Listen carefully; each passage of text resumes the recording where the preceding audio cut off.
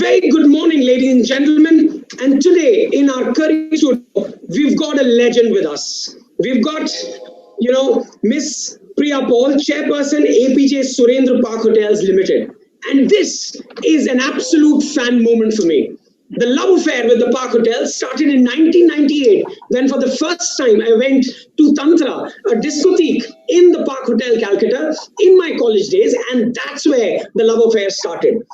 Till last week, I never imagined that I will be sharing a same screen space with Miss Paul, the legend, the enigmatic lady that we've been seeing and looking at her for the last so many years is on our screens today. And in a discussion, we are going to talk about Park Hotels, about her life, and how she brought in Park Hotels to the level where it is.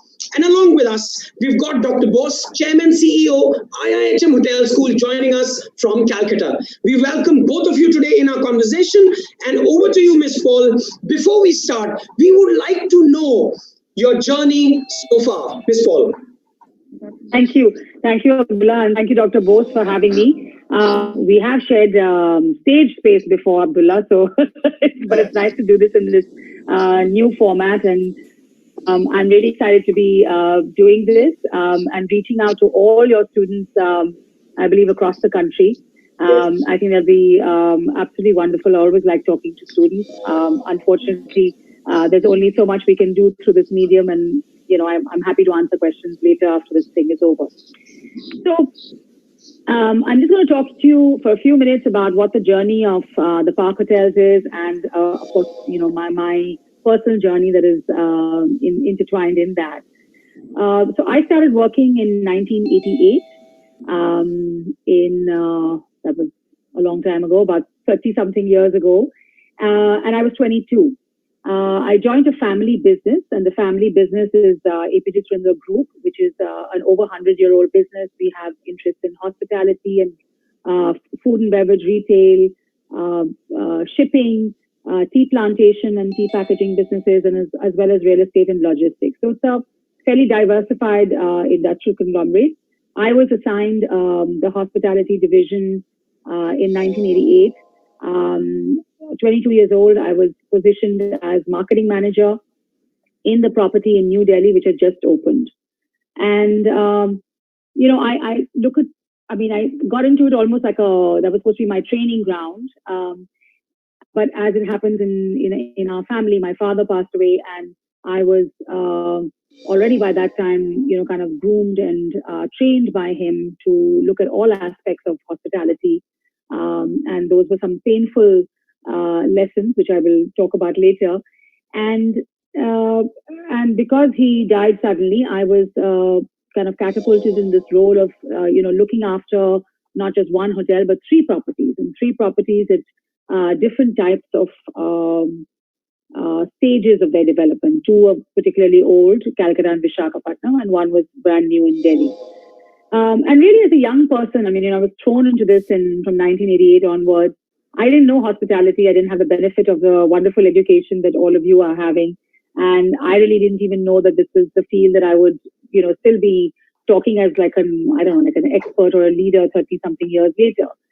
So I used the first, and I think life is all about continually learning. But that initial phase, I learned hospitality by asking questions, walking around, learning from my, kind of a senior department head, and doing everything from sales calling to handling the pastry shop during a heavy sales period. So I learned, I asked questions, I did things differently. And I think one of the things that, because I was not from a hospitality background, I was able to look at the business really from a different way and say, why do I have to do it in this way? And why does it have to be done by this or all the way around? And there were very few examples, not just in India, but even outside the country, that were looking at hospitality from a with fresh eyes. Very few people. And of course, I have to give credit to Ian Shea from New York, who really is the one who I think put the path, charted a different path and, enabled many of us around the world to look at hospitality completely differently. So I think with that viewpoint that I looked at it from a different point, and I was able to um, um, use that and build on that. And that's really the core values of what the Park Hotels and what APG Spring the Park Hotels is today. And that's what we've built on in the past 30 years. So, and so, so number one, with this new look that I had, a new vision of what the hospitality should be. And the second part is also my personal interest in art, in creativity, in music and dance. And I think that's what we integrated into the spaces and tried to create the spaces that were very, very different, and using design and entertainment and food and beverage to differentiate our hotel offerings. So the hotels were not just hotels and places to stay; they were places to hang out, to have fun, great bars, innovative food concepts. And those were really, really important. I mean, all of you are too young to know that, but case studies have been written about our differentiation strategy. And that's what we followed from 93, 94 onwards, well before, people talk about local and concierge and all that, kind of customer engagement type of stuff. That's really how we identified and differentiated our hotels.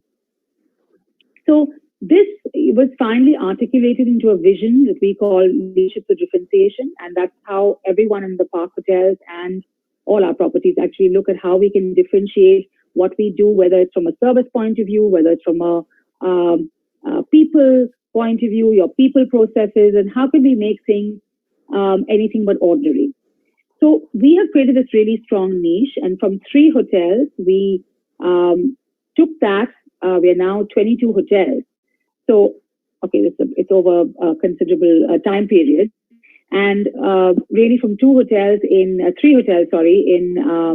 Calcutta, Delhi, and Visakhapatnam, we, with the successful strategy of differentiation and making our hotels happening, fun places, and doing hospitality with a creative difference, we then, as a family, decided that we must build on our investments in this industry, move into other cities, into India. So at that time, we acquired a property in Bangalore, another one in Chennai, and expanded the footprint. And I think with those 2 hotels, we were able to have a national footprint and of very exciting hotel products. And again, differentiating with food and beverages, with interior design of the spaces, with the way our uniforms were done, with the way our staff had different SOPs to interact with customers.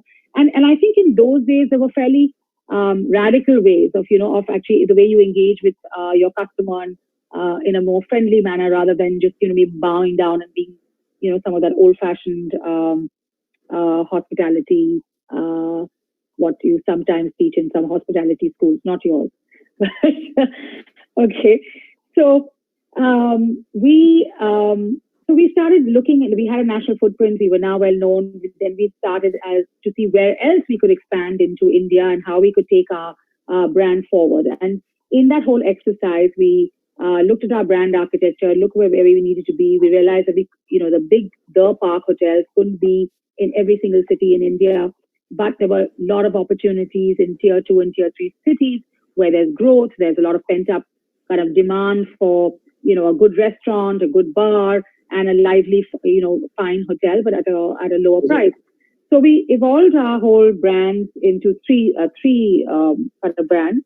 So one is the Park, which are big city center hotels, strongly differentiated with design. Each one is different and distinctive, and all the rooms are different, and even the F&B products. And that's what makes the product really exciting. It's sometimes not always the easiest to manage, but it's great from a customer engagement point of view and from the customer excitement point of view. We then have the Park Collection, and these are 20 to 40 room, small, truly boutique properties. We have 2 in Goa, one coming up in Chettinad, and one in Serampur, just outside Calcutta. And these are very special spaces and places. And there are hotels that, of course, deliver a very luxury experience, but in a smaller scale. Okay, but the destination or the building or the architecture has to be something very unique. And then the third kind of brand, which is owned by the Park, and these are for tier 2 and tier 3 cities. We call it design conscious, price conscious brand. And these are more like more of a cookie cutter approach, and it's enabled us to expand to about 11 hotels in 4 years, and all with an asset light model. So these are all properties that are owned by other people and by developers and owners in cities. And it's everything from Jaipur, Jodhpur, to in Bangalore, Coimbatore, Raipur, Jammu. So all the fast-growing cities which need good quality branded hotels, but at a well priced to the developer as well as to the customer. So that's really been one of the growth areas for us. And also, what is part of the Park Hotel, the APG Surinder Park Hotels group now is Fleury's, and of course, some of you have gone, live in Calcutta and know Calcutta. It's a very iconic brand which is over 90 years old, and which has been part of the family holding. That's now been integrated into the park. We now have about almost 50 outlets, mostly in Calcutta, and it's a brand that we're very excited about, and we see there's a lot of growth potential going forward. And in fact, during this lockdown, that has remained open every single day. So the factory and the whole product has been out in Calcutta. I think they were shut just for just one day. So, and the plans are to take this forward to Delhi and NCR in the next year or two. So, and of course, I mean, there's a lot of other things that we do in terms of CSR, in terms of sustainability, and we can talk a little bit more about when we have the Q&A session. But at this moment, I would also like to thank my fantastic team. I think Dr. Bose, all of you know it, Mr. Vijay Devan, who's our managing director, and the whole team that has really been working with me to build the brand over the past almost 30 years. And I'm proud and happy that the team is an anything but ordinary team that continues to deliver results. So with that, Abdullah, I leave it to you now to. Cool. I think what I'll do is I'll bring in Dr. Bose quickly here. 1 second, Dr. Bose, you're muted. One more. I just wanted to say anything but ordinary. Absolutely. We'll bring Dr. Bose here. We've talked about hotels. You mentioned something very interesting about designs. Now, I'll quickly go to Dr. Bose here in connection to this. And of course, he's launched something very unique, looking at the COVID-19. He started this hashtag Eat with Hands, wherein the hotels will save trillions of dollars in sanitization of the cutlery and crockery if people start eating with hands. So we'll hear from him what he has to say. Dr. Bose, over to you. Yes, again, thank you very much, Ms. Paul, for joining us. And it's such a pleasure. Of course, we know each other for decades now, and especially your team in Calcutta is all like a family for me personally. Right? From Mr. Devan, Sarah, Pramod, everybody, all fantastic people you have got. So Abdullah, this is one of the things which came as a little bit of a brain wave, where we can, we are just going through the SOPs, and we are not just talking about 5-star sector, we're talking about general sector, the pub sector, the bar sector, the Park Street restaurant sector, because that's a place I was in St. Xavier's College, so I still got a very strong connection to the Park Street restaurants. And the club sector, which is also very big in Calcutta, Bangalore. Yeah. And this particular SOPs that's going to come of washing the cutlery for half an hour in warm water and soap, and then sanitizing it, and before it goes to the next person. I just thought maybe it may be quite laborious because you need a lot of money. Number two, at a 5-star level, possibly that is still doable. Although 5 stars don't want to spend money because of the COVID, no 5-star would like to spend. Not look at 5-star, we're looking at the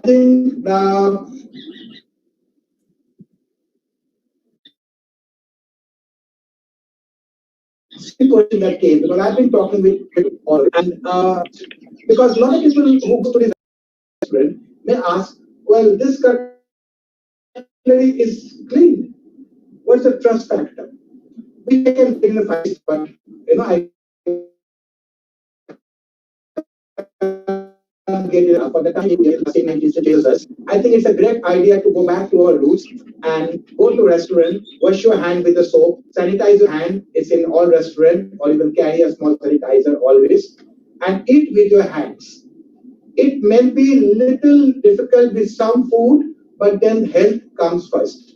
And we'll save a lot of money, but more than that, a lot of people will come and eat. Now our challenge is to bring back the people to the restaurants, to the pub, to the hotels, right? We need to restore or rebuild the confidence, and which is our primary focus once the economy and the lockdown goes off and the economy opens up.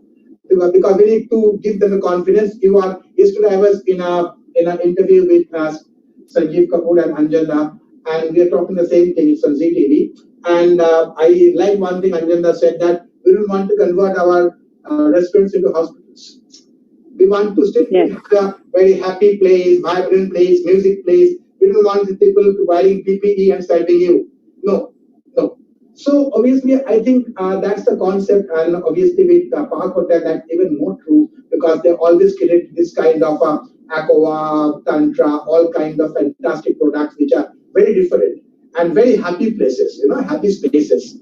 So I think this also will have a very strong impact, because this will save a lot of money for the restaurant owners, and all they need to do is to keep a lot of soap and sanitizer.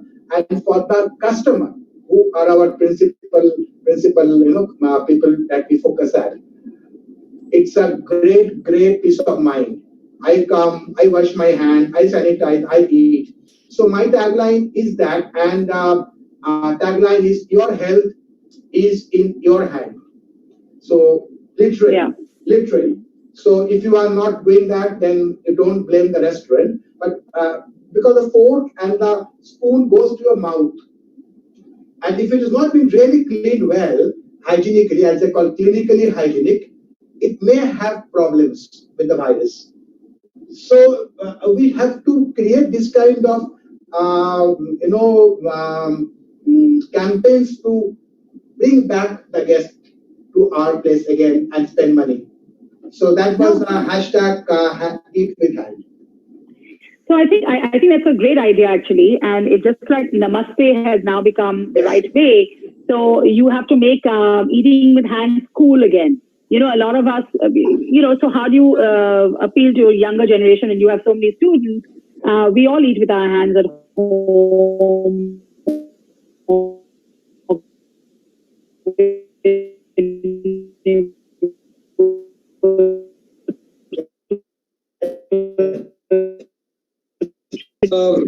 Ms. Paul was saying that we need to see how this concept goes and how people accept it as well in the hotels. Over to you, Ms. Paul, about your journey. You so beautifully summed it up about, the entire journey of the Park Hotels from where you started and how, the Park Hotels is now today. So I'm sure there were so many challenges and obstacles that you came across, and we would love to hear from them, from the horse's mouth, about the challenges and how you overcome them.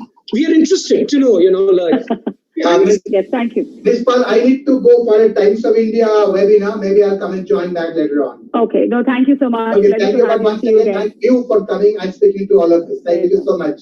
I look forward. Yes. Thank you, Dr. Bose. Stay safe. Thank you, Bye-bye. Yes. So Abdullah, actually, like many of your students here, I was 22 when I joined the business, and I think that even though I was working in my family business and everything, there were kind of scary moments because I was young. I was put in a position where I was a junior manager, but you just had to. I learned by doing stuff and asking questions, as I said. Mm-hmm. But it was, I think, the toughest thing, and now looking back, and of course we are in that same type of position right now. The day I started working at the Park, New Delhi in 1988, July 1st, 1988, the occupancy of that 225-room hotel was, I think, 7 or 8 rooms. Okay, that's exactly the situation we all as hoteliers find ourselves in many of our hotels right now, with zero occupancy. Or whatever. So how do you build that up? And I think that was the most intimidating task and difficult task. And I remember my father telling me that this is something you'll remember all your life. And I have generally a poor memory, but that's one thing that sticks in my mind because I know how bad things can get. So when occupancies are 90%, which is our hotels do 90% occupancy year round, and that's well known. To have 8 rooms occupied and to have 0 rooms occupied at this stage, I know that we can surmount that, and I know that we can do it. And it's a lot of hard work. It's a lot of being out there, and it's a struggle to pay your bank bills, your employee bills, your whatever you want to do. But you can get there somehow. So I think that was a very important lesson I learned, and a very like a big learning on how you can do that. I think the other thing that of course, from a personal point of view, I lost my father, so that was also an emotional challenge, and dealing with working and being in business, and that's a different kind of story.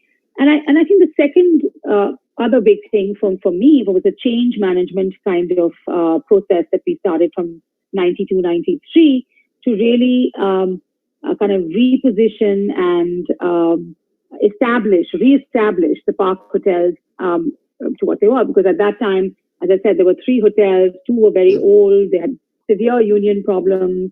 One was kind of new, the one in Delhi. And the question was not just to integrate those 3 into a nice cohesive group and build on the synergies, but also how do we reposition this company and make something exciting out of it. And at that time, I didn't think I thought it would be just 3 hotels, and now we are at 22. The plan is to go to about 50 hotels in the next 3 to 4 years. Wow. And so, they're exciting plans, and they're well on the path to achieve that. Super. I mean, it's so exciting to hear all this from you, the behind the scenes story, which we normally don't hear, and we don't know, the challenges that have gone behind the scenes of taking the hotel from 2 properties to what it is, and now expanding to 50. It's an absolute phenomenal. I must say it's an absolute phenomenon. And as we go forward, Ms. Paul, when you sit to recruit people, especially the students who are graduating, what are the qualities that you prefer to have in them? So for our company, and because I think we like youthfulness, and we like people who have a great attitude to life, and to they like working in teams. And I think that's very important for us, people with the right attitude, because I think, so a lot of the skills can be trained, but we're looking for people who have a genuine interest in life, in what's going around, and maybe who are creative thinkers too. And I think those are the characters. I mean, the other things that you study in school, and you're intelligent, or you're, obviously you won't be in this business if you are not a people person. Generally, otherwise, why would you get into it? So those are the givens. But I think for us, it's like really a good attitude, and a person who's creative, and a person who's wanting to excel. Wow, amazing. Okay, before I go for the next question, just out of curiosity, just wanted to know your hobby. I mean, how do you pass your time in case? I mean, do you love reading books? Do you sing a song? Do you play a piano? How do you spend your Sundays, possibly? Okay, that was a trick question. You didn't tell me about this. But anyway, so I actually really enjoy cooking a lot. So it's cooking and reading. Obviously, on the lockdown, I'm ending up watching a lot more TV programs and things like that I wouldn't do. But I have a 15-year-old son who wants me to watch stuff with him. So we do a bit of that. Wow. And exercise, if possible. Yeah. Super. All right. So, a lot of students come from, different backgrounds, and they join year 1 in hospitality. Now, my question is, what do you feel about, can they dream to be entrepreneurs, to open their own hotels, own restaurants? I mean, what's your say on that, about dreaming to becoming an entrepreneur? I think everybody has it in them, and it's really about passion and what you enjoy doing. And so whether you have an idea to, I don't know, there's so many fantastic restaurant ideas that have come up from all over the country. It doesn't, it's not a Bombay, Delhi thing for you to be able to succeed. So I think if you're a young entrepreneur, the thing is that you have to have a great idea. You have to have a passion and believe in it. Of course, you have to have funding and try to make it work. And you have to persevere. I mean, being an entrepreneur is also being able to face failure sometimes and to keep on moving on. So I think anything is possible.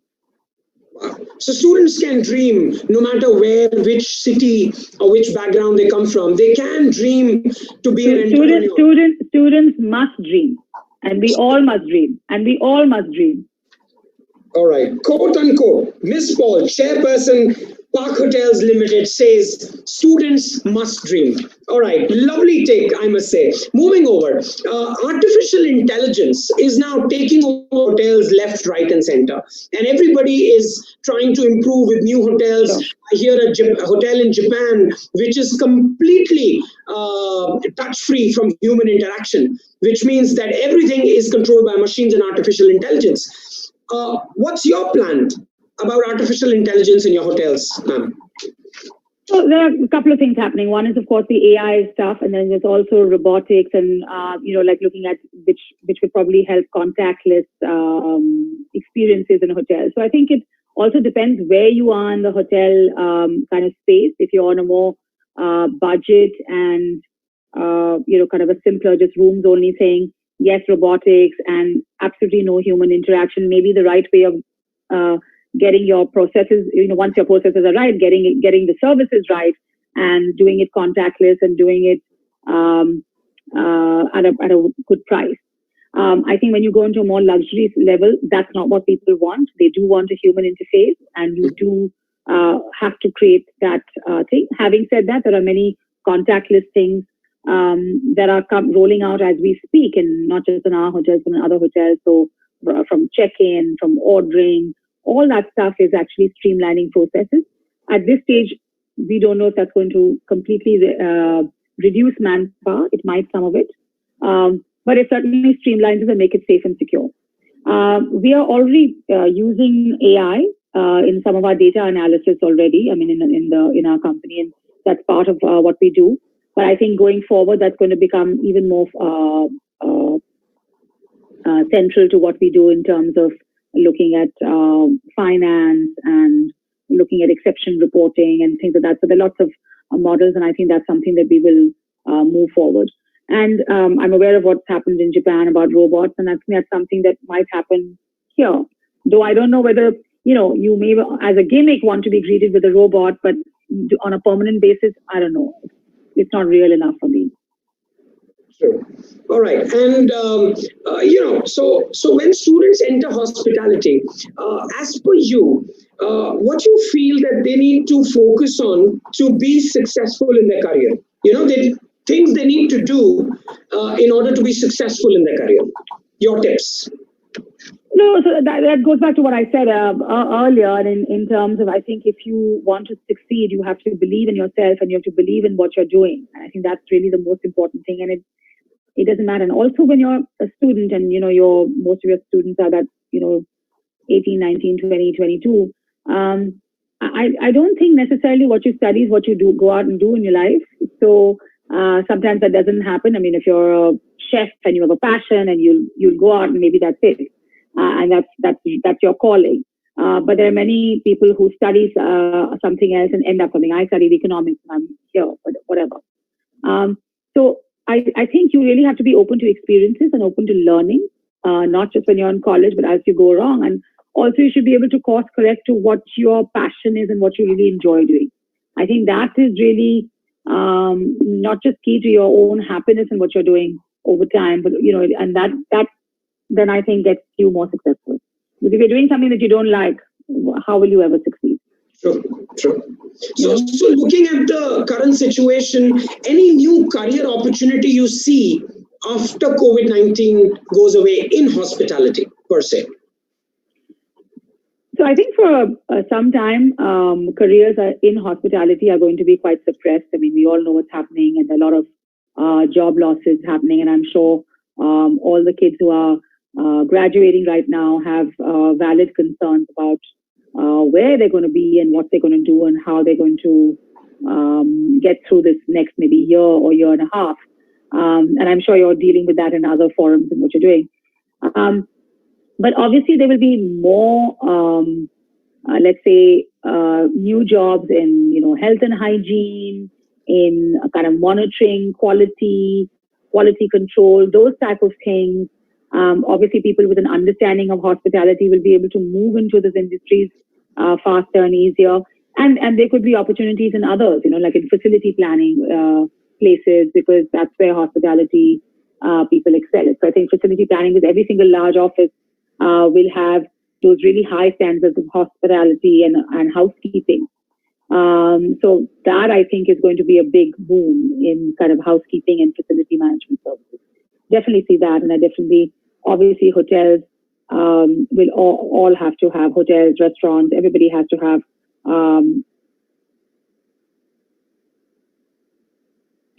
that on the street level. Also, that would be fantastic. So I see the demand of those type of careers really good in the short and medium term. Yes, and maybe the home delivery as well, possibly, because a lot of people might like to order. What do you have to say on that? No, so trained hospitality people are not going to do the delivery part, but I think obviously supposing there are less jobs and everything, and you're a chef, I'm just saying, and you and your friends decide to put up a little thing. Do a little kitchen, have a home delivery, hygienic. 4 or 5 people get together and do that business. That type of business really will do well in right now, because you're right, because you want hygiene, you want food, and anyone can really get into the space because you just log on to one of the delivery partners and do it, or you do it in your own local area. So there are those entrepreneurial kind of startup businesses that you can do, and you don't have to become the next Fastos, but you can do high quality food. Supposing you're a chef that has great skills in I don't know what, Gujarati food or something or the other. You do a business around that, and until such time the market picks up, and then you can do a real restaurant after that. I think that those are also possibilities. On the other hand, because the real estate market will come down and a lot of restaurants and things will close down, and rentals will come down, there may be more restaurants and spaces available which are much more at competitive prices, and you could do small restaurants at well priced and at with all the safety and security, and then again you have a business. I think because of the rental values falling down, there could be other opportunities for independent restaurants. So coming back to the student life, Paul, what is the role of humbleness? How important is it to be humble to be successful in life in hospitality? I think, I think you should be confident and aware of your strengths, but you also need to couple that with a patience and understanding that results are not always immediate, and not everybody, you're not going to get rich quick, and 2 years out of college and that's it, and you think you will have to make it up here. It takes time to build up. I'm not saying it's going to take 20 years, but I think that's also part of the kind of the equation, that you understand how a business is built, how a career is built, and it doesn't necessarily happen overnight. And you have to be patient and not overconfident. Amazing. And what do you have to say about Young Chef Olympiad, which is organized and which is the world's biggest culinary Olympiad, with about 55 countries coming in every year to India and taking a little feel of Indian hospitality? What do you have to say on that? I think it's quite an amazing program. I was reading about it after we spoke. And I think it's very, very exciting, the fact that you're taking people across the country. And I think sometimes you're doing the programs in your other institutes in, I think Bangkok was this year or something. I don't know. In India, they come and they go to Delhi, Bangalore, Pune, Goa, and Calcutta. That's where the competition. Okay. So I think it's very exciting because it gives all these young chefs a chance to meet, to ideate, and to actually create wonderful things. And it's a good way of taking the field higher. Wow! Thank you for doing that.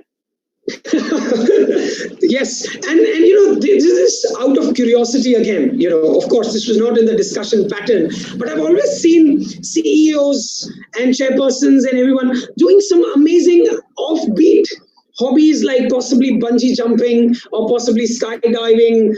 Something like that, like Mr. Richard Branson, Sir Richard Branson does. Sometimes he takes into a parachute, or sometimes he goes in a balloon. Have you ever done something like that, Miss Paul? I think I would love to do bungee jumping, and my son just told me that he wants to take me skydiving. So let's see. That might happen once travel is open and we put on our bucket list. No, but I actually, the different thing that I do that maybe some people do is I really enjoy going on Himalayan treks. So I do a lot of that once in a year and a half or 2 years. But that means switching off for 10 days and not being in touch with phones, etc. So that's great because you're up in the high mountains.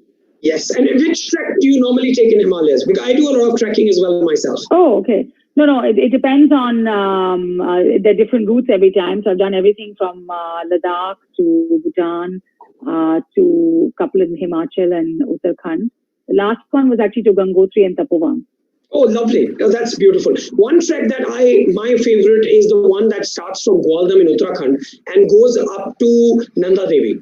So we go to Gwaldam, and from there we trek down to Debul, which is a river base. And from there we go up to Van, Bedri, Bugyal, Patharna Chowni, and then we go to Rupkund, which is the base camp for Nanda Devi. Beautiful. Yeah. Out of the world. And you can actually hear the sound of the air in your ears. It's amazing. It's amazing. Once you're out there, it's just fantastic. And I've heard of that trek, and Nanda Devi Biosphere is on my list. Oh, it's beautiful. You should go. Trust me. Yeah. Out of the world. I've done it quite many times, and it's now the car. I'll take the route from you later. Absolutely, I would love to give that to you. Absolute pleasure to connect with you today, Miss Paul. With this dream of skydiving one day from a plane with a son. Yes. Paul joined us today for a conversation in our IIHM Career Studio, talking about Park Hotels, her life, how she grew up, and of course some important notes that she did, which I noted down to summarize what that she's very observant, which means she walked around learning a lot of things. So I think this is something which is a cue for all the students, that observation is the biggest teacher and the biggest possibly book you can call it, or encyclopedia that will help you grow in life. I think design is something that you should always look into on how to improve life and how to improve things. Attitude to life and the right attitude which he focused on. And I think this is something that we really need to look back and see about the right attitude that we have and should we have.